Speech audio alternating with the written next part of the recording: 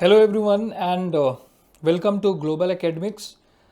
मैं होप कर रहा हूँ कि सारे बच्चों का क्लास नाइन्थ का रिज़ल्ट आ चुका है और सब अब रेडी हैं क्लास नाइन्थ की जो भी गलतियाँ थी उनको सुधार के टेंथ में अच्छे से शुरू करने के लिए। राइट, बहुत अच्छा टाइम है जब हम एक बार जिसका भी रिज़ल्ट बिगड़ा है उसको ये बैठ के सोचना है कि अब मेरा टेंथ है और टेंथ में मुझे डे वन से अपनी प्रिपरेशन में एक स्ट्रेटजी के साथ में चलना है। प्रिपरेशन जो भी हम करते हैं वो बहुत ही सीक्रेट होती है। राइट, बहुत ही सीक्रेट चीज़ होती है हमारी, सीक्रेट भी होनी चाहिए और हमारी बहुत पर्सनल सी होनी चाहिए वो। तो हम अपनी प्रिपरेशन डे वन से शुरू रखेंगे, बट हमें इस चीज़ को किसी के साथ शेयर करने की ज़रूरत नहीं है, इतनी ज़्यादा ज़रूरत नहीं होती है।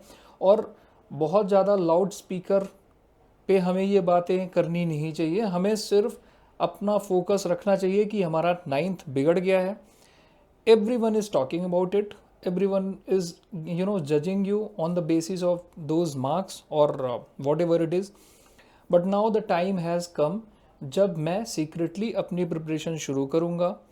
किसी को भी इस चीज़ का कुछ पता नहीं चलेगा। हमारे पास बहुत अच्छे अच्छे रिसोर्सेज अवेलेबल हैं। तो हमारी टेंथ की जो जर्नी होगी, हम अपने काम से और अपनी प्लानिंग से और अपनी हार्ड वर्क से, हम अपने हार्ड वर्क से वो सारे फेलियर को सक्सेस में बदलने वाले हैं। राइट, मैं इस पूरी जर्नी में आपके साथ हूँ और मैथ्स और साइंस से रिलेटेड कुछ भी आपका यहाँ छूटेगा नहीं। Each and everything will be covered, यहीं पे सारा कुछ हो जाएगा। लास्ट 20 ईयर के प्रीवियस ईयर क्वेश्चंस यहीं पे होंगे, कंप्लीट एनसीईआरटी यहीं पे होगी। आर डी शर्मा और आर एस के जो भी अच्छे कॉन्सेप्ट वाले क्वेश्चंस हैं वो सब कुछ यहीं पे होगा। आपको एक्स्ट्रा घर पे सॉल्व करना है। ऑब्वियसली आपको प्रैक्टिस तो करनी ही है, चाहे मैथ्स हो चाहे साइंस हो। साइंस में physics and that too in chemistry बहुत ज़्यादा ज़रूरत होती है प्रैक्टिस की, और बहुत ज़्यादा रिवीजन की ज़रूरत होती है केमिस्ट्री एंड बायो में। तो साइंस और मैथ्स से रिलेटेड सारा डाउट आपका यहीं पे क्लियर होने वाला है। आपको किसी भी चीज़ के लिए किसी एक्स्ट्रा रिसोर्स की ज़रूरत नहीं पड़ने वाली है। आज का जो वर्ल्ड है वो फुल ऑफ रिसोर्सेज है और अननेसेसरी के रिसोर्सेज हैं। कई बार आपको नीड नहीं होती है, but then also you have to somehow carry those resources and extra materials and lot of things which actually आपका टाइम वेस्ट करता है। तो हमें एक ही चीज़ पे कंसिस्टेंट रहना है, और वो ये है कि जो डे वन पे हम आज जो सोच रहे हैं, जितना मोटिवेशन आज हमारे डे वन में है वही लास्ट डे तक हमारा कैरी होना चाहिए। हमारी प्रिपरेशन कंसिस्टेंट होनी चाहिए, हमारी प्रैक्टिस बहुत ज़्यादा कंसिस्टेंट होनी चाहिए। राइट, तो ऐसा नहीं है कि टेंथ में आ गए हैं तो अब हमें सब कुछ भूल जाना है, दुनिया भूल जानी है और सिर्फ और सिर्फ एग्ज़ाम पे फोकस, पढ़ाई पे फोकस और ऐसा करने वाले। रीज़न है उसके पीछे, क्योंकि आप ये चीज़ प्रैक्टिस कर सकते हो मैक्सिमम 10 दिन, 5 दिन, 5 दिन 10 दिन के बाद मोस्टली आप 1 महीने कर सकते हो। बट उसके बाद अगर आप इतना कंस्ट्रेंड कर लोगे खुद को, राइट, एक बैगेज के साथ चलोगे, तो ऑल ऑफ अ सडन आप एक प्रेशर में रहोगे और अचानक से आप वो सारी चीज़ें छोड़ दोगे। तो अभी क्या स्ट्रेटजी हमारी क्या होनी चाहिए? इस पे बड़े बड़े 2-2 घंटे की लेक्चर देखने की कोई ज़रूरत नहीं है ना। लोगों ने शुरू कर दिया है 2-2 घंटे के लेक्चर्स ये बताने के लिए कि आपको कैसे पढ़ना है। सिंपल 2 लाइन में या 1 लाइन में आप ये समझ लो कि आपको कंसिस्टेंट रहना है थ्रू आउट द ईयर। आपके सभी सब्जेक्ट्स को आपको लेके चलना है, उन पे रिक्वायर्ड नेसेसरी प्रैक्टिस करनी है। मैथ्स और साइंस थोड़े से ट्रिकी सब्जेक्ट होते हैं, इनको समझने के लिए थोड़ा सा हमें एक गाइडेंस की रिक्वायरमेंट होती है, जो यहाँ पे आई विल बी इंश्योरिंग कि आपका एक एक डाउट और जितने भी रेलेवेंट क्वेश्चंस हैं हम यहीं पे बैठ के सॉल्व करेंगे और उसकी अच्छे से प्रैक्टिस करेंगे। तो आप देख रहे हो रियल नंबर से हम शुरू करने वाले हैं मैथ्स। आज लेक्चर 1 है और रियल नंबर के और भी लेक्चर्स आएंगे और ये हमारी सीरीज़ लगातार चलती रहेगी। एक रेगुलर इंटरवल पे आपको वीडियोस मिलते रहेंगे। आप अपनी प्रिपरेशन यहाँ से कंटिन्यू रख सकते हो। ये एकेडमिक ईयर 2025 और 26 में आप सबको पता होना चाहिए कि आपके 2 एग्ज़ाम्स होने वाले हैं, ठीक है। पता है ना, आगे जो बोर्ड होगा वो 2 एग्ज़ाम होंगे। एक होगा अप्रैल में अराउंड, कुछ उसकी डेट भी सीबीएसई ने दी है, मुझे एग्जैक्टली याद नहीं है, बट एक अप्रैल में होगा, एक मई में होगा, ठीक है। तो बेस्ट ऑफ 2 वाला चांस है हमारे पास। तो जिनका भी मैथ्स या जिनका भी 9th में रिजल्ट अच्छा नहीं आया है, बस एक कान से सुनो और दूसरे कान से निकाल दो सारी बातें। बट अगर आपने उस पर कुछ एक्ट नहीं किया, उस पर कुछ डिसीजिव, कुछ अपना डिसीजन नहीं बनाया, कुछ अपनी स्ट्रेटजी 10th के लिए नहीं बनाई और अपनी प्रिपरेशन शुरू नहीं की, तो आप ना धीरे धीरे धीरे धीरे उस चीज़ के यूज टू हो जाओगे और अल्टीमेटली आप मतलब परेशान रहोगे। तो इट्स बेटर कि हम बहुत अच्छे नोट पे अपना ये एकेडमिक ईयर शुरू करते हैं और 10th में फोड़ना है, ये चीज़ दिमाग में होनी चाहिए। और एम हमारे पास, देखो लाइफ में ना जब तक एम नहीं होता है तो बहुत ही एक एमलेस लाइफ से गंदा तो कुछ होता ही नहीं है। तो बस आप अपना एम सेट करो और अपनी जर्नी शुरू कर दो, अपनी प्रिपरेशन शुरू कर दो और हम लोग शुरू करते हैं। तो सबसे पहला चैप्टर हमारा रियल नंबर्स है मैथ्स में। आपको पता है टोटल 14 चैप्टर्स हैं और सारे बहुत अच्छे चैप्टर्स हैं, बहुत डिटेल में हम इन सबको कवर करने वाले हैं। रियल नंबर में हम शुरू करते हैं, जो भी हमारे टॉपिक हैं, सबसे पहले हम एक इंट्रोडक्शन पूरा का पूरा देख लेते हैं कि हम पूरा क्या देखने वाले हैं। रियल नंबर में पूरा का पूरा हमारा चैप्टर कैसा है। हम स्ट्रेटजी भी हम ऐसे ही रखेंगे अपनी कि सबसे पहले ना हम एक फ्रेमवर्क तैयार कर लेंगे पूरे चैप्टर का, कि पूरे चैप्टर में हम पढ़ने क्या वाले हैं, हमारा एम क्या है। वही बताया ना मैंने, एमलेस नहीं होना है अपने को, हमें पहले अपना एम डिसाइड करना है।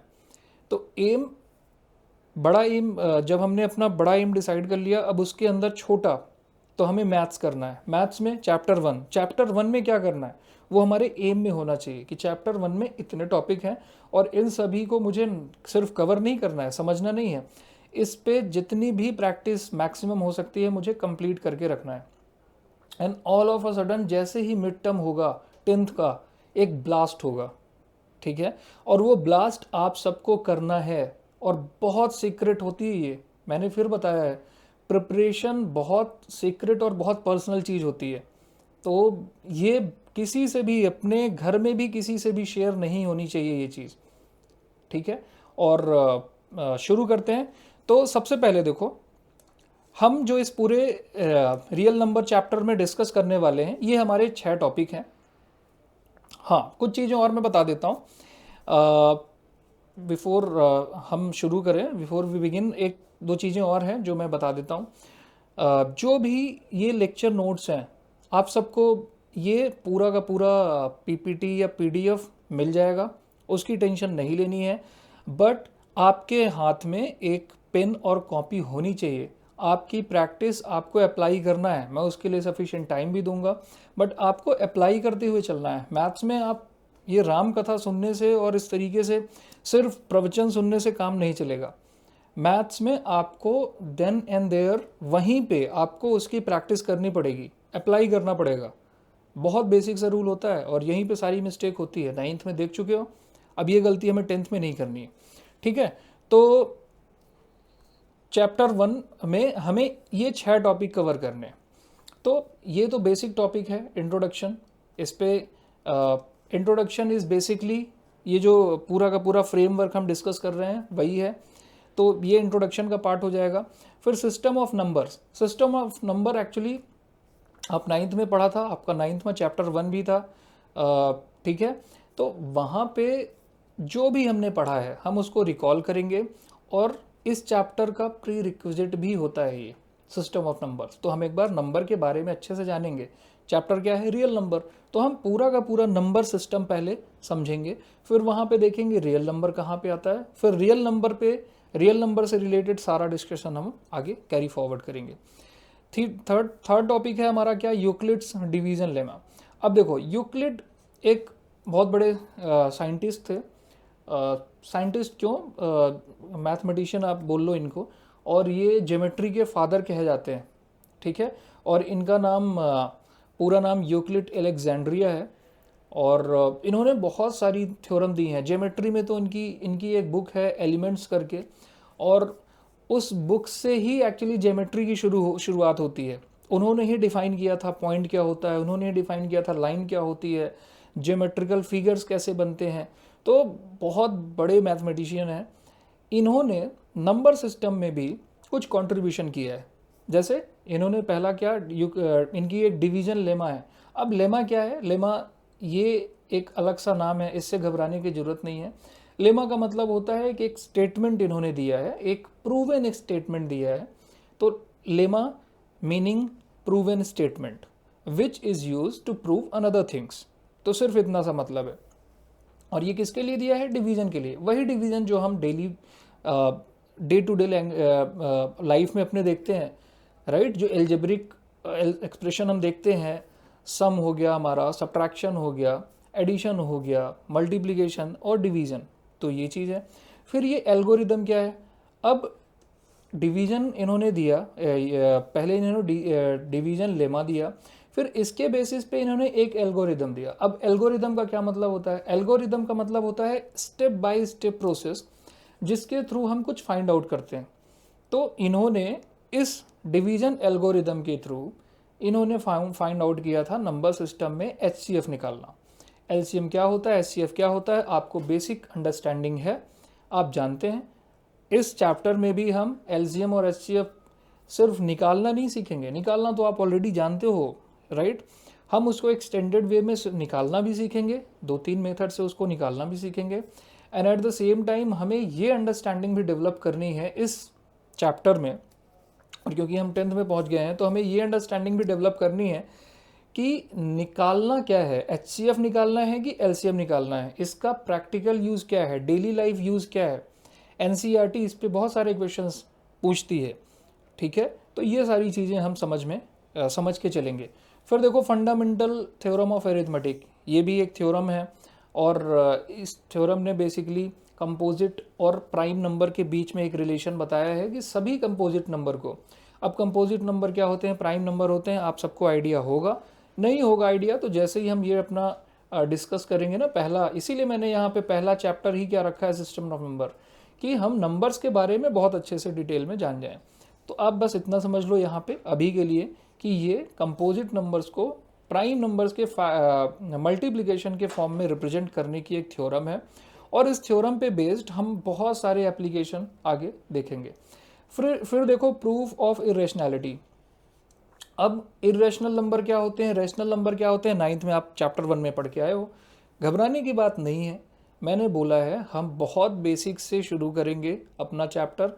तो जब मैं नंबर आपको सिस्टम ऑफ नंबर बताऊंगा तो उसमें बेसिकली मैं 9th के वो सारे कॉन्सेप्ट कवर करूंगा जो आप सम हाउ 9th में कवर नहीं कर पाए या लैग्ड रह गया। जिनका कवर है उनका रिवाइज हो जाएगा एक बार। तो हम बहुत डिटेल में नंबर सिस्टम को समझेंगे, तो आप जान जाओगे कि इरेशनल नंबर और रेशनल नंबर क्या होते हैं। अब ये जानने के बाद 10th में, 9th में तो चलो ठीक है, 10th में है कि भाई कोई अगर इरेशनल नंबर है तो उसको प्रूव करके बताओ। तो प्रूव करना हम इस पॉइंट के अंदर, इस टॉपिक के अंदर यही हम समझेंगे कि प्रूव कैसे करना है, कि किसी रेशनल नंबर को इरेशनल नंबर प्रूव कैसे करें, ठीक। And decimal representation. तो डेसिमल रिप्रेजेंटेशन में हमें ये देखना है कि ये क्या टर्मिनेटिंग है, नॉन टर्मिनेटिंग है, रिपीटिंग है, नॉन रिपीटिंग है। उसके बेसिस पे हम 9th में भी मैंने बताया ना, ये सारी चीज़ें हम 9th में देख के आए हैं। तो ये चैप्टर बेसिकली उसी का एक्सटेंशन है, तो इसीलिए इसमें परेशान होने की बात ज़रूरत नहीं है। शुरू वाले सारे चैप्टर थोड़े से बोरिंग होते हैं, बट हम इसको इस तरीके से पढ़ेंगे कि आपको बोरिंग नहीं लगेगा। और आप ये समझो कि ये ना एक ब्रिज है, ये chapter is a kind of bridge between class 9th and 10th। तो अच्छा चैप्टर है, छोटा चैप्टर है, समझने की चीज़ें बहुत हैं, और अप्लाई क्वेश्चन इस पर बहुत अच्छे अच्छे बनते हैं। और बहुत इंपॉर्टेंट चैप्टर भी है क्योंकि मतलब गारंटीड क्वेश्चन इससे पूछे जाते हैं, किसी भी एग्जाम में आप अगर ये चैप्टर आपके सिलेबस में है, फॉर एग्जांपल आपके मिड टर्म के सिलेबस में है, इस चैप्टर से क्वेश्चन आने 100% तय हैं। ठीक है, तो अब हम शुरू कर देते हैं अपना इंट्रोडक्शन पार्ट। हमने लगभग कवर कर लिया है। इंट्रोडक्शन पार्ट में बस आप इतना सा ये यही हमारा इंट्रोडक्शन है बेसिकली, जो हमने भी डिस्कस किया। अब हम आ जाते हैं अपने दूसरे टॉपिक पे, and which is system of numbers. ठीक है, तो देखो सिस्टम ऑफ नंबर, अब ये पूरा का पूरा नंबर सिस्टम समझना है हमें। तो पूरा नंबर सिस्टम अगर हम देखें, अब ध्यान से देखना और बहुत फोकस्ड रहना, क्योंकि इस पे बेस्ड हम बहुत सारे एग्जांपल्स वगैरह भी करने वाले हैं जो बहुत इंपॉर्टेंट है। ठीक है, तो अगर पूरा का पूरा नंबर सिस्टम हम देखें,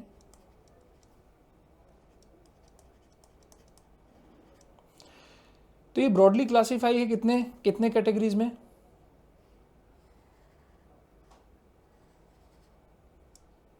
नंबर सिस्टम हमारा कितनी कैटेगरीज में क्लासीफाइड है? देखो ये ब्रॉडली दो कैटेगरीज में क्लासीफाइड है। इसको हम अगर देखें तो एक होता है रियल नंबर्स, जो हमारे चैप्टर का नेम भी है, और दूसरे होते हैं कौन से? Imaginary number.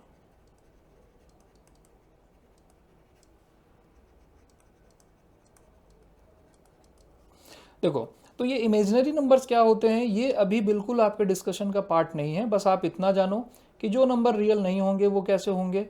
इमेजिनरी नंबर होंगे।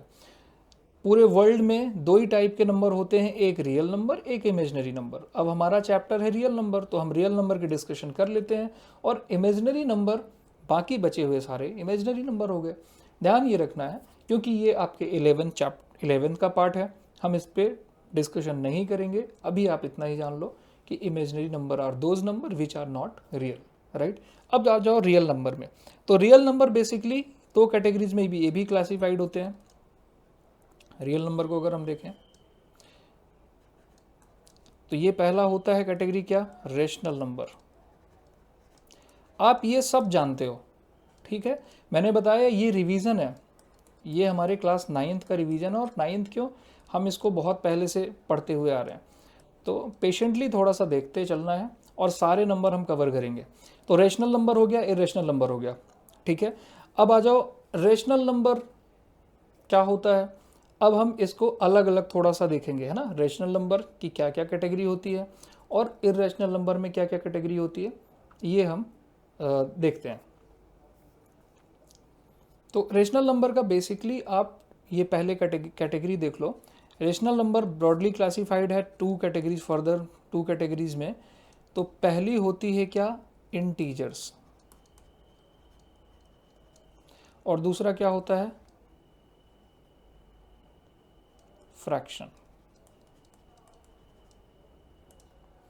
ठीक है, इंटीजर्स एंड फ्रैक्शंस। अब इनकी फर्दर जो क्लासिफिकेशन है आगे का, वो मैं आपको बताता हूँ।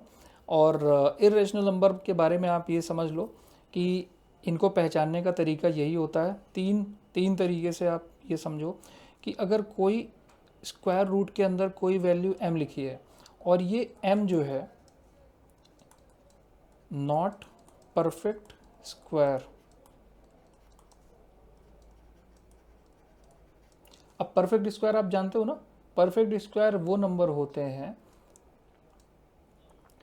जो एक ही नंबर के ऐसा समझो कि 4 एक परफेक्ट स्क्वायर है। क्यों? क्योंकि इसको हम 2 इंटू 2 लिख सकते हैं।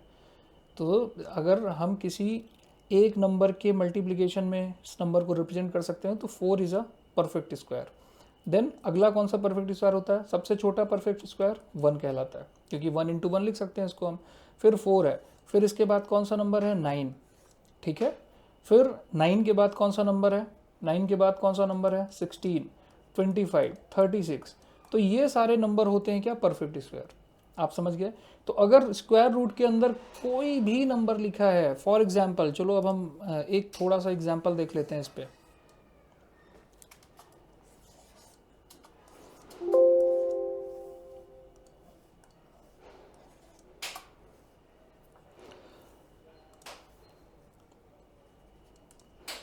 Square root of for example 7। अभी देखो 7 क्या परफेक्ट स्क्वायर है? नहीं, तो ये नंबर कैसा हो गया? Irrational number. ठीक, एक और एग्जाम्पल लेते हैं सर, स्क्वायर रूट ऑफ 6। अब स्क्वायर रूट ऑफ 6 क्या ये एक परफेक्ट स्क्वायर नंबर है? नहीं है, तो ये नंबर भी कैसा हो गया? इर्रेशनल हो गया।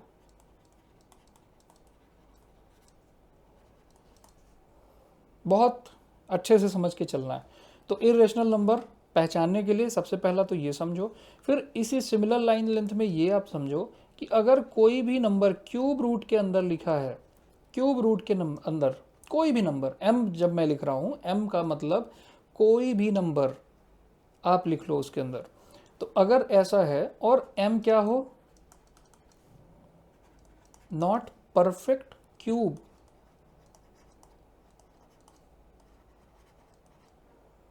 बिल्कुल, जैसे परफेक्ट स्क्वायर अगर होता तो ये स्क्वायर रूट से बाहर आ जाता, तो वो रेशनल नहीं होता, इरेशनल नहीं होता, वो रेशनल हो जाता। ऐसे ही यहाँ पे है, तो ये चीज़ आपको समझ में आती है। जैसे अगर मैं इस पे एग्जांपल दूँ तो √6 अगर ये क्यूब लिखा है, क्या 6 एक परफेक्ट क्यूब है?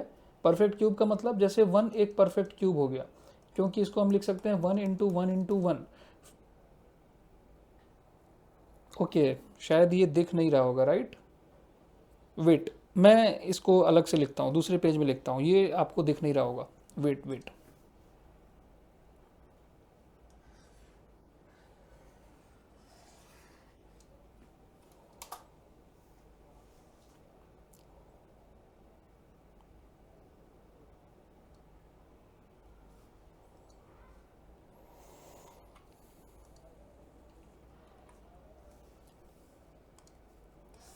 चलो हम फिर से देखते हैं एक बार इरेशनल नंबर, और उसके बाद हम रेशनल नंबर पे आ जाएंगे जो हमारा टॉपिक है।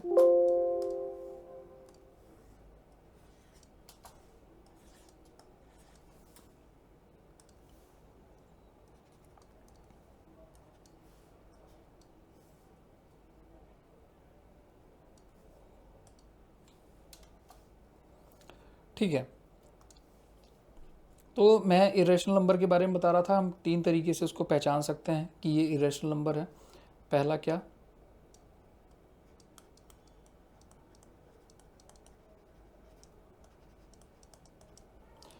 पहला कि अगर कोई भी नंबर ऐसा लिखा हो स्क्वायर रूट, ये कैसा रूट हो? स्क्वायर रूट, और इसके अंदर जो m लिखा हुआ है, ये particular m is not perfect square. अगर ये m परफेक्ट स्क्वायर नहीं है तो ये जो मेरा नंबर हो जाएगा ना, that will be N irrational number. Example ले लो, जैसे मैंने बताया कि अगर √6 लिखा हुआ है तो अब ये 6, पहले 6 को निकालो और देखो कि क्या ये 6 परफेक्ट स्क्वायर है?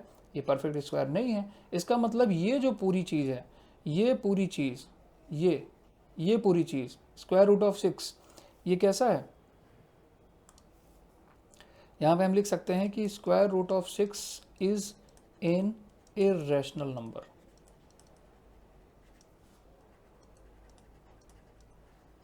ठीक है, कोई डाउट नहीं रखना इसके अंदर। ये पहला हो गया।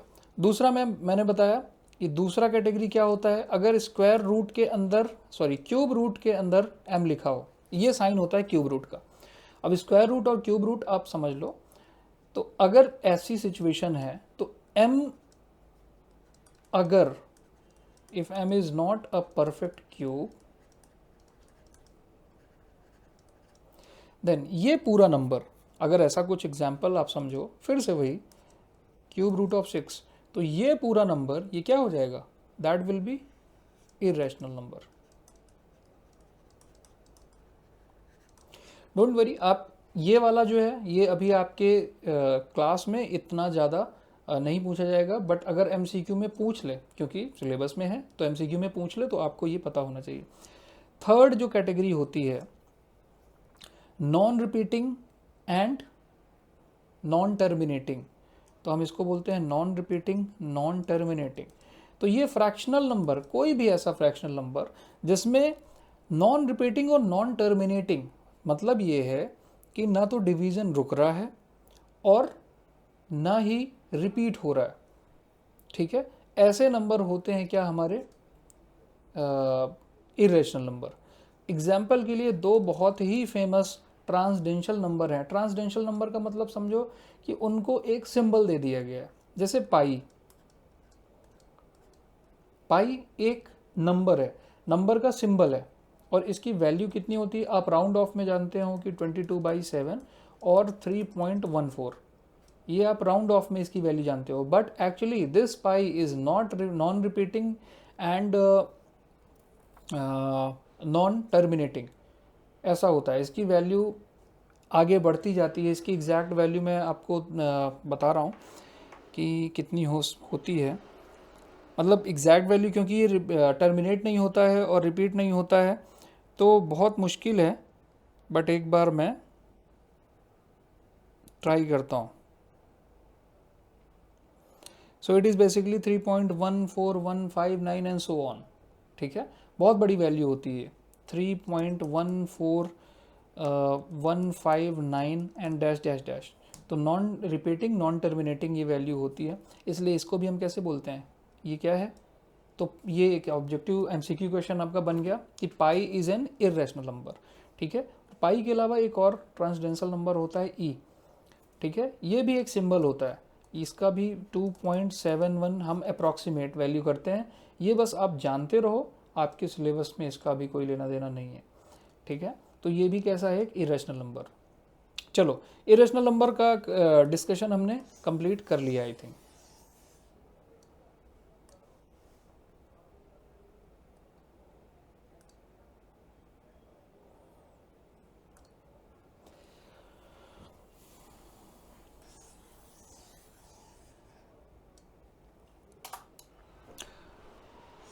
ठीक है, अब हम आ जाएंगे किस पे, हमारे कौन से अगला सेक्शन क्या था हमारा, रेशनल नंबर का।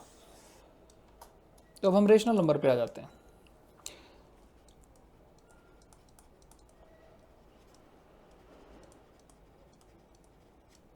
चलो, तो रेशनल नंबर बेसिकली दो कैटेगरीज में डिवाइड किया जा सकता है। मैंने जैसे पहले बताया इंटीजर्स, एंड दूसरी कैटेगरी क्या है, फ्रैक्शंस, ठीक है। अब फ्रैक्शन को हम पहले देख लेते हैं, फर्दर 3 कैटेगरीज में होता है ये। पहला क्या होता है, प्रॉपर फ्रैक्शनल नंबर। दूसरा होता है इम्प्रॉपर, ये रिवीजन है और हम ऑलरेडी ये सब चीज़ें देख चुके हैं, इसलिए मैं बस आपको रिवाइज करवा रहा हूँ, है ना, याद दिला रहा हूँ। और एक होता है क्या हमारा, फ्रैक्शन मिक्स्ड।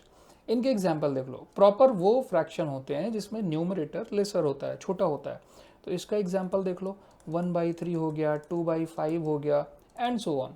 इसमें आपको पता है इम्प्रॉपर फ्रैक्शन में क्या होता है, न्यूमरेटर बड़ा होता है, जैसे 7/2, फिर 5/3। तो ये सब कैसे हैं, न्यूमरेटर इसमें बड़ा है और डिनोमिनेटर छोटा है। ये कैसे हो गए, इम्प्रॉपर फ्रैक्शन। मिक्स्ड फ्रैक्शन क्या होता है, जिसमें मिक्स्ड होता है, एक कंप्लीट वैल्यू होती है और उसके साथ में एक फ्रैक्शन होता है, तो 1/2 ये होता है हमारा मिक्स फ्रैक्शन, ठीक है। तो ये तीनों चीज़ें हमें फ्रैक्शन की समझ में आ जाती। अब इंटीजर की बहुत सारी क्लासिफिकेशन हम कर सकते हैं। मैं इसको 1 बाई 1 नीचे लिख रहा हूँ, होल्ड ऑन।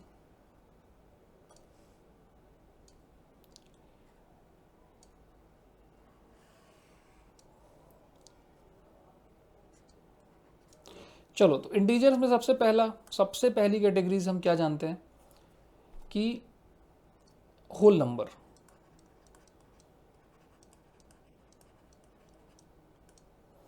होल नंबर क्या होते हैं आप जानते हो, starting from 0, 1, 2, 3, 4 and so on, ठीक है। ये याद रखना कि 0 से पहले वाले नेगेटिव नंबर इसमें शामिल नहीं होते हैं। तो बेसिकली ये हमने इतने नाम क्यों दिए हैं, इतनी कैटेगरीज में हमने क्यों डिवाइड कर रखा है, इसीलिए कि मैथ्स में जहाँ मुझे जिस सेट ऑफ नंबर्स की ज़रूरत हो उसको मैं बुला लूँ। जैसे हम नेमिंग क्यों देते हैं, सारे ह्यूमंस क्या हैं, होमोसेपियंस है, तो सबका नाम क्यों दिया गया है, सबका अलग अलग डिवीज़न क्यों है। आप जब फॉर्म कोई भी फिल करते हो उसमें आपकी सारी डिटेल्स क्यों मांगी जाती हैं, इसीलिए जिससे आपको एक पर्टिकुलर ग्रुप में देखा जा सके, है ना। तो इसलिए जैसे अगर क्लास सारे बच्चे हैं, सभी बच्चों को स्टूडेंट बोला जा सकता है, बट आपको क्लास 10th का स्टूडेंट क्यों बोला जा रहा है? जिससे जब बात क्लास 10th के स्टूडेंट की हो तो क्लास 10th के स्टूडेंट्स तक ही पहुँचे, है ना। या कोई एग्जाम्पल अगर क्लास 10th के स्टूडेंट के लिए रिलेवेंट है, तो मैं अगर बोल दूं कि क्लास 10th के लिए ये इंपॉर्टेंट है, ये chapter is important for class 10th, तो सिर्फ क्लास 10th के बच्चे ही देखेंगे। अदरवाइज अगर कोई कुछ ऐसे मेंशन नहीं करता तो सारे बच्चे सब कुछ देखते, फिर बहुत प्रॉब्लम होती है। ये तो बेसिक चीज़ें आपको समझ में आती है, तो इनसे बहुत डरने की ज़रूरत नहीं होती कि इतने सारे नेम हैं, भूल जाता है।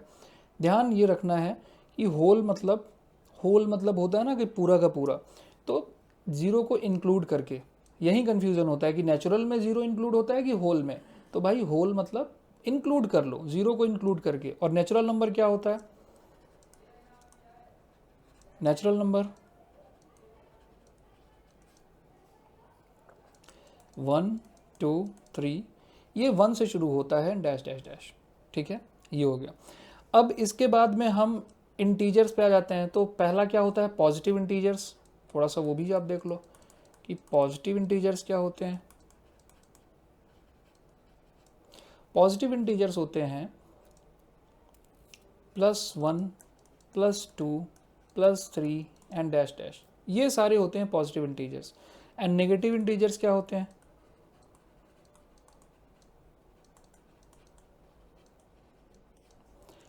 -1 हो गया, -2 हो गया, -3 एंड डैश डैश, ये सारे क्या होते हैं? Negative integers.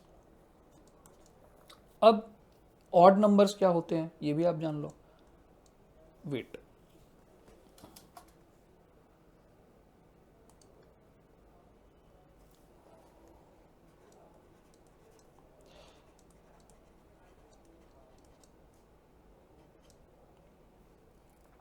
ऑड नंबर क्या होते हैं?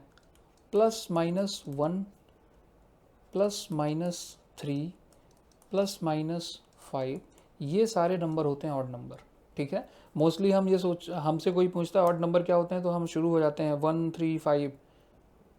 -1 भी ऑड नंबर है, -3 भी ऑड नंबर है, -5 भी ऑड नंबर है। तो प्लस माइनस लिखने का क्या मतलब है कि +1 भी और -1 भी, +3 भी -3 भी। तो इस तरीके से समझ के चलना है हमें। फिर इवन नंबर आता है, ऑड के साथ हमेशा इवन नंबर। इवन नंबर में आप हमेशा ये समझो, हमेशा ऐसे डिसाइड करो कि मल्टीपल ऑफ 2।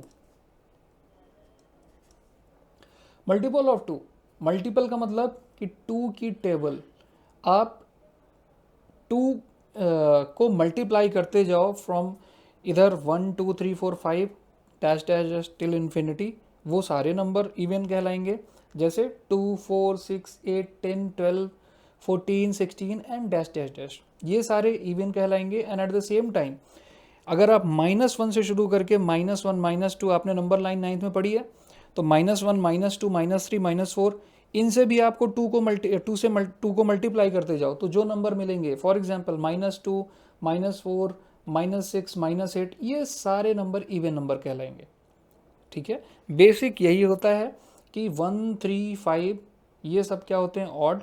2 4 6 8 ये सारे क्या होते हैं? Even. But same cheese minus में भी अप्लाई होती है। मेरा बताने का पर्पज़ ये है क्योंकि इवन एंड ऑड आप क्लास 6 में या फिफ्थ क्लास में पढ़ लेते हैं, बट अभी आपको उसका एक्सटेंशन जानना ज़रूरी है, ठीक है। अब इसके अलावा आप नेचुरल नंबर में, अब नेचुरल नंबर में 2 3 नंबर और, अब हम देखेंगे प्राइम नंबर क्या होते हैं, कंपोजिट नंबर क्या होते हैं, ठीक है। तो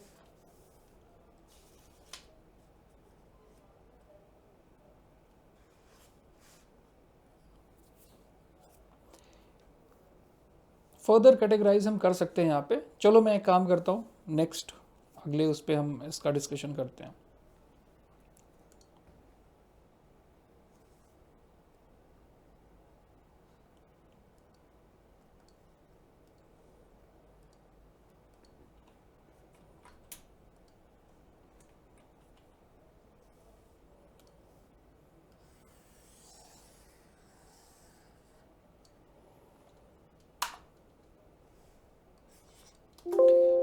ठीक है,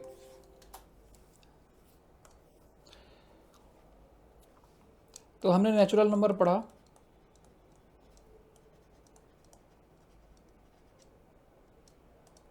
नेचुरल नंबर हम जानते हैं क्या होता है, इसकी हम क्लासिफिकेशन और कर सकते हैं दो तरीके से। एक होता है कंपोजिट नंबर,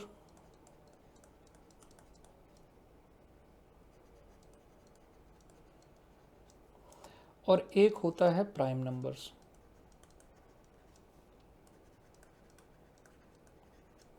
अब प्राइम और कंपोजिट को समझने से पहले हमें समझना पड़ेगा कि फैक्टर क्या होते हैं और मल्टीपल क्या होते हैं। ये दो टर्म भी हम समझ लेते हैं। फैक्टर तो बहुत बेसिक छोटे से एग्जाम्पल से समझो। अगर एक नंबर 4 हम लें, 4 कंसीडर करो, तो 4 के फैक्टर कौन कौन से होते हैं? ऐसे सारे नंबर जो 4 को कंप्लीटली डिवाइड करते हैं। तो यार 4 को कंप्लीटली डिवाइड करने वाले नंबर या तो 4 से छोटे होंगे या 4 हो सकता है एट मोस्ट। ठीक है, 4 से बड़ा नंबर तो 4 को डिवाइड करेगा नहीं। तो जो सारे नंबर 4 को कंप्लीटली डिवाइड करते हैं उन सभी नंबर्स को हम 4 का फैक्टर बोलते हैं। जैसे यहाँ पे देखो, 4 का पहला फैक्टर क्या होगा? 1। 1 is a factor of every natural number. अब बात नेचुरल नंबर की हो रही है, ध्यान रखना। नेचुरल नंबर जब मैं बोल रहा हूँ तो मैं बार बार वो 1 2 3 4 5 6 ऐसे बोलना नहीं बोलूँगा। ठीक है, इसीलिए नंबर आपको वो करवाया गया है कि जब जिस चीज़ का डिस्कशन हो वो आपको समझ में आए क्लियरली। तो 1 is a factor of every natural number. क्या मतलब हुआ? मतलब ये हुआ कि 1 सभी नेचुरल नंबर को कंप्लीटली डिवाइड करता है। हम लोग जानते भी हैं ये चीज़। अब 4 को 1 कंप्लीटली डिवाइड करेगा, फिर अगला नंबर 4 को कौन सा है जो 2 कंप्लीटली डिवाइड करेगा? हाँ, 2। तो 2 कंप्लीटली डिवाइड करेगा। फिर 3 करेगा क्या? नहीं, 3 नहीं करेगा। 4 ऑब्वियसली हर नेचुरल नंबर खुद को, ध्यान से सुनना, every natural number divide itself completely. Completely का मतलब क्या होता है कि रिमाइंडर शुड कम 0, रिमाइंडर 0 होना चाहिए। तो 1 2 एंड 4 ये क्या हो गए? 4 के 3 फैक्टर हो गए। चलो अब हम इधर लिख देते हैं। क्या लिख देते हैं? फैक्टर्स। आपको फैक्टर समझ में आ गया। अब मल्टीपल क्या होता है? सेम नंबर का हम मल्टीपल समझते हैं। अगर मैं बोलूँ 4 के मल्टीपल्स, तो आप उस नंबर को सारे नेचुरल नंबर से मल्टीप्लाई करते चलो, वो उसका मल्टीपल होगा। फिर से समझना, उस पर्टिकुलर नंबर को सारे नेचुरल नंबर से मल्टीप्लाई करना शुरू कर दो। पहला नेचुरल नंबर 1, 1 से मल्टीप्लाई करो 4, फिर क्या 8, फिर 12, फिर 16, फिर 20। तो आप देख रहे हो कि it's basically a table of 4 also. 4, 8, 12, 16, 20, 24, 28, ये सारा क्या है? टेबल भी है। तो इन जनरल हम बोल देते हैं कि जो टेबल होती है ना नंबर्स की, that is those number are multiple. अब क्या बोलेंगे? 4, 8, 12, 16, these are the multiple of 4। ये भी आपको समझना है कि क्या कैसे बोला जाता है मल्टीपल ऑफ 4। तो 4, 8, 12, 16 and 20 are the multiple of 4। ये चीज़ें क्लियर हैं, फैक्टर क्लियर हो गया एंड मल्टीपल क्लियर हो गया। चलो अब क्वेश्चन आता है कि कंपोजिट नंबर। तो देखो, कंपोजिट नंबर ऐसे सारे नंबर, ध्यान से सुनना, ऐसे सारे नंबर जिनके 2 से ज़्यादा फैक्टर्स होते हैं।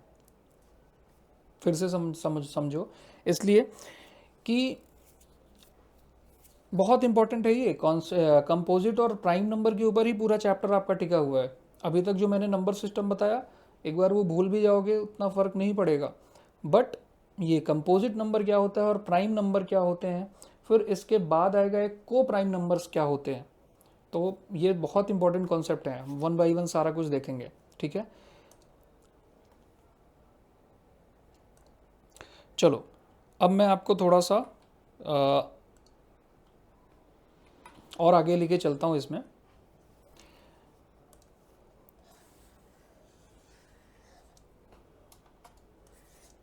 कंपोजिट नंबर को मैं अच्छे से डिफाइन करता हूँ, मतलब एग्जाम्पल के साथ मैं आपको बताता हूँ कि कंपोजिट नंबर क्या होते हैं, प्राइम नंबर क्या होते हैं। अच्छे से समझना जरूरी है। बहुत लोगों को लग रहा होगा कि ये सब तो हमें आता है, ठीक है, बट रिवाइज कर लो क्योंकि यही बेस है। और अगर हम अच्छे से समझ के नहीं चलते हैं ना, छोटे कॉन्सेप्ट ही होते हैं, कोई रॉकेट साइंस थोड़ी है यार, ये 10th में बहुत बेसिक से बहुत बेसिक होती है। बस हमें उसका एप्लीकेशन समझ में आना चाहिए कि हमने पढ़ा है प्राइम नंबर क्या है, हमने रट लिया है कंपोजिट नंबर क्या है, but we should also know कि why this is important for our day to day life में, और हमारे मैथ्स में चैप्टर्स में कहाँ इनका एप्लीकेशन है। क्वेश्चन जो पूछे जाते हैं उसमें इस पर्टिकुलर कॉन्सेप्ट का एप्लीकेशन कैसे है। ठीक है, तो अब हम देखते हैं कंपोजिट नंबर। मैंने बताया कंपोजिट नंबर वो सारे नंबर होते हैं जिनके 2 से ज़्यादा फैक्टर होते हैं। ये चीज़ समझ में आती है। एग्जाम्पल ले लो, सबसे पहला 4। अभी हमने 4 का एग्जाम्पल लिया था पीछे, 4 से फिर देखो 4 के कितने फैक्टर हैं, 1 एंड 2 एंड 4। तो इसके भाई 1 2 एंड 3 तीन फैक्टर हैं। 4 के कितने फैक्टर हैं, 3।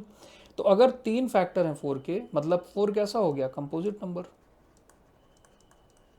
क्यों? क्योंकि इसके 2 से ज़्यादा क्या हैं, फैक्टर्स हैं। दूसरी प्राइम नंबर देख लो क्या होते हैं। Those number which are having only 2 factors. और ओनली 2 फैक्टर्स क्या क्या होंगे, एक तो एक होगा, क्योंकि एक हर नेचुरल नंबर को कंप्लीटली डिवाइड करता है, मीनिंग वन जो होता है वो हर नेचुरल नंबर का फैक्टर होता है, तो 1 हो गया। और दूसरा वो नंबर खुद, जैसे अगर मैं 4 का ही एक छोटा सा एग्जांपल 2 का लूँ, तो 2 का जब हम एग्जांपल ले रहे हैं तो बताओ 2 को 1 डिवाइड करेगा एंड 2 डिवाइड करेगा। 1 एंड 2 के अलावा क्या 2 का कोई अलग से दूसरा फैक्टर होता है, नहीं होता। तो क्योंकि इसके सिर्फ 2 फैक्टर हैं 1 एंड 2, इसलिए नंबर कैसा हो गया, composite number, sorry prime number. और ध्यान से देखोगे तो ये आपका, क्योंकि ये कंपोजिट और प्राइम नंबर का कॉन्सेप्ट किस किस सेट के लिए वैलिड है, सिर्फ नेचुरल नंबर के लिए वैलिड है। तो आप ध्यान से देखोगे तो सबसे छोटा ये जो नंबर है मेरा, सबसे छोटा है, स्मॉलेस्ट, इसको मैं बोल सकता हूँ 2 is the smallest prime number, बोल सकते हैं। क्योंकि 1 is neither prime nor composite, क्योंकि दोनों कंडीशन फुलफिल नहीं करता, राइट। 1 ना तो कंपोजिट है ना प्राइम है, पहला कॉन्सेप्ट समझ लो। ठीक है, इसको लिख भी लेंगे। फिर 2 कैसा है, प्राइम नंबर है, तो स्मॉलेस्ट प्राइम नंबर क्या हो गया, 2। और 3 कैसा है, वो भी प्राइम नंबर है, क्योंकि 3 को डिवाइड करने वाले सिर्फ 2 ही नंबर होते हैं, 1 एंड 3। फिर आता है 4, तो 4 पहला स्मॉलेस्ट कंपोजिट नंबर होता है।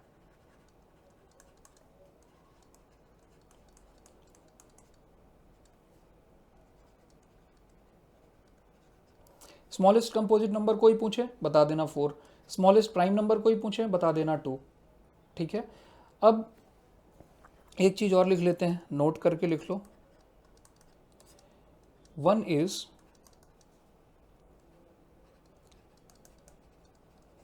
Neither prime nor composite. बहुत इंपॉर्टेंट है, बहुत ज़्यादा। नीदर प्राइम नॉर कंपोजिट, ना ये प्राइम होता है ना कंपोजिट होता है, ये एमसीक्यू के लिए इंपॉर्टेंट हो जाता है ना, ये वाली नोट हमारी। ठीक है, आगे आओ। अब कंपोजिट नंबर हम जान गए हैं, प्राइम नंबर जान गए हैं, तो ये को प्राइम नंबर क्या होता है, को प्राइम नंबर समझ लेते हैं। पहले समझो,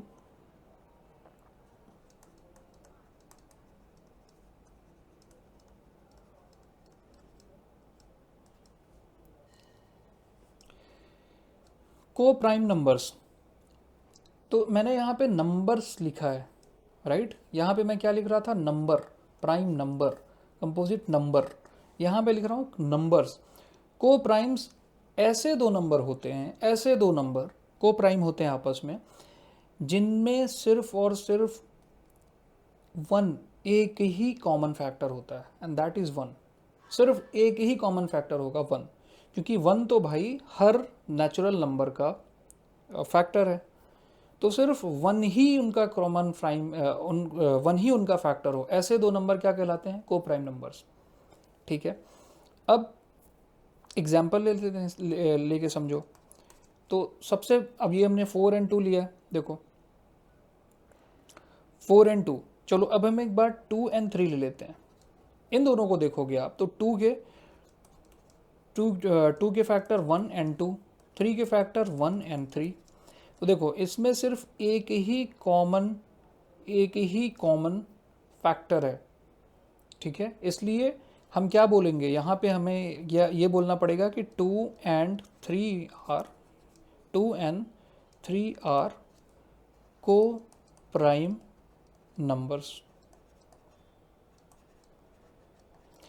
ये सबको पता है, बट जो नहीं पता है सबको वो चीज़ समझो, ठीक है। क्या जरूरी है, क्या सर ये जरूरी है कि को प्राइम नंबर्स होने के लिए दोनों नंबर प्राइम होने चाहिए अलग अलग? जैसे ये 2 भी कैसा नंबर है, प्राइम नंबर। 3 कैसा नंबर है, प्राइम नंबर। तो दोनों प्राइम है। तो क्या सर दोनों प्राइम नंबर होने चाहिए? बिल्कुल नहीं होने चाहिए। ऐसे मैंने बोला, ऐसे दो नंबर जिनका सिर्फ एक कॉमन फैक्टर हो। तो ये वाला अगर हम एग्जाम्पल लें यहाँ पे 4 एंड 3, 4 एंड 3, क्या ये को प्राइम है? 100% को प्राइम है। बट सर 4 तो प्राइम नंबर नहीं होता, तो भी ये दोनों नंबर आपस में को प्राइम है। यही तो कॉन्सेप्ट है, यही तो सीखना है, यहीं पे तो गलतियां होती हैं आपसे। यही चीज़ तो आप बिना समझे और जल्दीबाजी में रहते हो और गलत करते हो, यहीं पे आपको फंसाया जाता है और आपके नंबर कम होते हैं और आपका रिजल्ट बेकार होता है। तो समझो 4 एंड 3 भी को प्राइम नंबर होंगे। ये जरूरी बिल्कुल नहीं है कि को प्राइम नंबर होने के लिए दोनों नंबर अलग अलग प्राइम होने चाहिए। 4 कंपोजिट नंबर है, 3 प्राइम नंबर है, तो भी ये दोनों आपस में कैसे हैं? आपस में कैसे हैं ये? को प्राइम नंबर्स हैं। उसका रीज़न है कि 4 का अगर आप फैक्टर्स देखोगे तो हो जाएगा 1, 2 एंड 4। दिख रहा है? दिख रहा है आपको यहाँ पे? ठीक है, गुड। फिर से देखो, तो अगर आप 1, 2 एंड 4 देखोगे, 4 के फैक्टर हो गए, फिर 3 के फैक्टर आप देखोगे तो वो क्या हो जाएगा? 3 के फैक्टर 1 एंड 3। तो इन दोनों नंबर में सिर्फ एक ही कॉमन फैक्टर है। डेफिनेशन याद रखना, coprime number are those number in which only one common factor exist. मैं ये डेफिनेशन आगे लिख रहा हूँ और यही है पूरा कंपोजिट नंबर, को प्राइम नंबर समझने के लिए उसकी डेफिनेशन, हर चीज़ की डेफिनेशन सब कुछ बोलती है। तो अपने से हमको इंटरप्रिटेशन नहीं करना है कि सर को प्राइम नंबर होने के लिए दोनों नंबर प्राइम होने चाहिए, नहीं, ठीक है।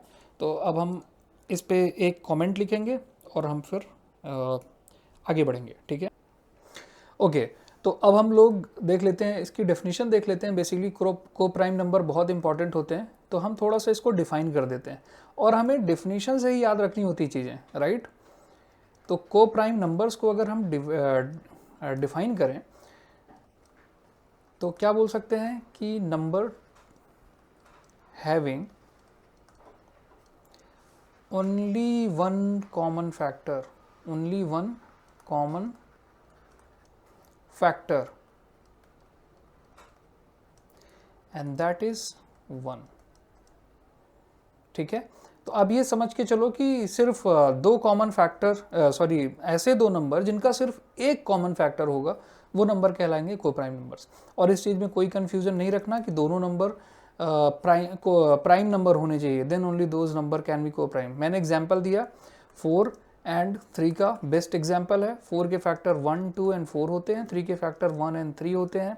Since these two numbers are having only one, these two numbers are having only one common factor, so 4 and 3 हम यहाँ लिख सकते हैं 4 and 3 are कैसे? को प्राइम नंबर्स,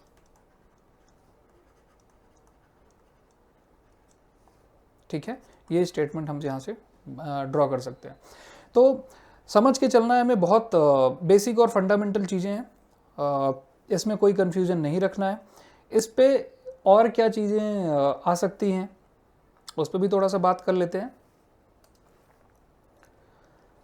जब हमने HCF, सॉरी वेट,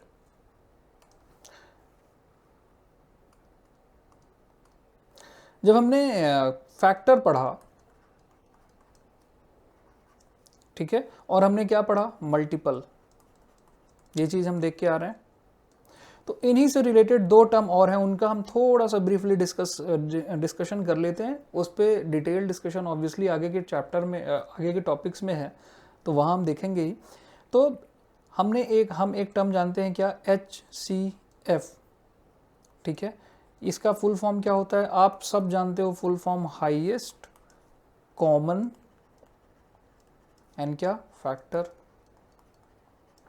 फिर यहाँ पे LCM जानते हो आप, LCM, इसका क्या मतलब होता है, लीस्ट कॉमन मल्टीपल, ठीक है। तो ये जो HCF होता है और LCM होता है, आपको सिर्फ इतना जान लेना है, ये भी दो नंबर्स का होता है। क्यों, क्योंकि कॉमन वर्ड कब होगा, कॉमन वर्ड के लिए दो एंटिटी चाहिए ना। हम क्या फैक्टर निकाल रहे हैं, कैसे, हाईएस्ट हो और फैक्टर हो और कैसा हो, कॉमन हो। तो दो नंबर के HCF और LCM निकालने के लिए आप 4 और 3 का ही देख लो। तो अगर फैक्टर हमने यहाँ पे लिखे हुए हैं, तो यहाँ से आप बता सकते हो इसका हाईएस्ट कॉमन फैक्टर क्या है। क्या हाईएस्ट कॉमन फैक्टर है भाई, कॉमन ही सिर्फ एक ही फैक्टर है, क्या, 1। तो अगर 1 is the only common factor between 4 और 3, तो क्या हम बोल सकते हैं कि सभी के सभी को प्राइम नंबर्स का HCF 1 होता है, हम बोल सकते हैं। तो एक स्टेटमेंट हमें यहाँ पे ये भी लिखनी है, ये भी बहुत इंपॉर्टेंट स्टेटमेंट है, और इसलिए इंपॉर्टेंट है क्योंकि इस पर डायरेक्टली क्वेश्चन हमें आ सकता है। तो हम लिख सकते हैं एवरी को प्राइम, या एवरी नहीं लिखो आप, सीधे को प्राइम नंबर्स लिख दो, वो भी इट विल वर्क ऑल्सो। तो आप लिख सकते हो को प्राइम नंबर्स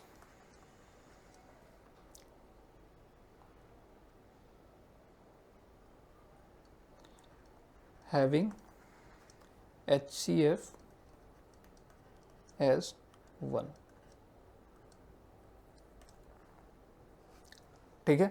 ये चीज़ बहुत इंपॉर्टेंट है, इस पे ध्यान देना, और ये इंपॉर्टेंट मार्क करके चलना है हमें, ठीक है। तो दो स्टेटमेंट हमने यहाँ से ड्रॉ कर लिए। LCM के बारे में थोड़ा डिस्कशन कर लेते हैं। LCM का क्या मतलब होता है, लीस्ट, लीस्ट हो, कॉमन हो और मल्टीपल हो, तो फैक्टर की कोई बात है नहीं। और ये हमारा को प्राइम किस पे डिपेंड, किस पे बेस्ड है, फैक्टर पे बेस्ड है। हमें सिर्फ एक 1 कॉमन फैक्टर होना चाहिए। बट LCM भी हमें साथ में समझ में आना चाहिए कि LCM का मतलब होता है लीस्ट कॉमन मल्टीपल। तो अगर इसमें हम देखें 4 और 3 का, अब मैं 4 और 3 का ही एग्जाम्पल लेता हूँ जिससे आपको वो चीज़ समझ में आए। 4 का अगर मल्टीपल लिखूँ मैं तो क्या हो जाएगा, 4, 8, 12, बिल्कुल टेबल लिखनी है आपको, एंड सो ऑन। 3 का अगर मैं लिखूं तो 3, 6, 9, 12, 15 एंड डैश डैश। क्या आपको यहाँ पे कोई कॉमन मल्टीपल दिख रहा है, हाँ दिख रहा है, क्या दिख रहा है, 12। तो 4, ये देखो अब कॉमन भी है और लीस्ट भी है, सबसे छोटा भी यही है, सबसे छोटा भी यही है। तो 12 क्या हो जाएगा, इन दोनों नंबर का क्या हो जाएगा, LCM। तो अगर मैं बोलूं LCM क्या हो गया इनका, 12, तो क्या चीज़ समझ में आती है, सिर्फ उनका HCF हमेशा क्या होगा, 1, क्या होगा हमेशा 1 HCF, but there LCM can exist, उनका LCM हो सकता है। इस केस में जैसे 12 आया है तो अलग अलग नंबर के लिए अलग अलग आ सकता है। तो ये चीज़ आपको समझ में आनी चाहिए, ठीक है। तो हमारा टॉपिक 1 जो है, जो सिस्टम ऑफ नंबर इंट्रोडक्शन, तो obviously it's a basically framework of the entire chapter, but system of numbers हमारा बेसिकली पहला चैप्टर था, पहला टॉपिक था। और पहला टॉपिक भी नहीं बोलो, इसको प्री रिक्विजिट बोलो, ये क्लास 9th का ही की चीज़ है जिसको हमने एक बार रिकॉल किया है। तो बहुत बेसिक माइनर चीज़ें थी जो हमने कवर किया इस पे, और अब हम अपना मेन स्ट्रीम चैप्टर शुरू करने वाले हैं, और टॉपिक नंबर 2 से हम शुरू करेंगे। तो हमारा जो टॉपिक था हम जानते हैं, अगला टॉपिक हम शुरू करेंगे क्या, यूक्लिड डिवीजन लेमा। ठीक है, इस चैप्टर से हम शुरू करने वाले हैं, इस टॉपिक से, टॉपिक नंबर 3 से हम शुरू करने वाले हैं। एंड हम डिटेल में इसको और इसको कवर करेंगे अगले चैप्टर में, ठीक है। तो फिर से स्टे ट्यून्ड और पढ़ते रहिए। और आपको इस कभी भी वीडियो आए इस चैनल से तो आपको रेगुलर इसकी अपडेट मिल जाए। इसके लिए आपको क्या करना है, यू नो दैट, आपको अगर ये लेक्चर अच्छा लगा है और आपको ऐसा लग रहा है कि ये आपकी स्ट्रेटजी में और आपकी सीक्रेट प्लानिंग में ये बहुत इम्पॉर्टेंट एक आपके लिए रिसोर्स बन सकता है, तो इसको आप ऐसा सब्सक्राइब करके चलिए, जिससे जो भी अपडेट आए ना इस चैप्टर पे वो आपको तुरंत हैंड टू हैंड मिल जाए and you can start learning through it. तो ठीक है, मिलते हैं नेक्स्ट चैप्टर में बहुत जल्दी। और कीप स्टडिंग, और वो सीक्रेट वाली बात है ना, सीक्रेट रखनी है। Bye bye, thank you.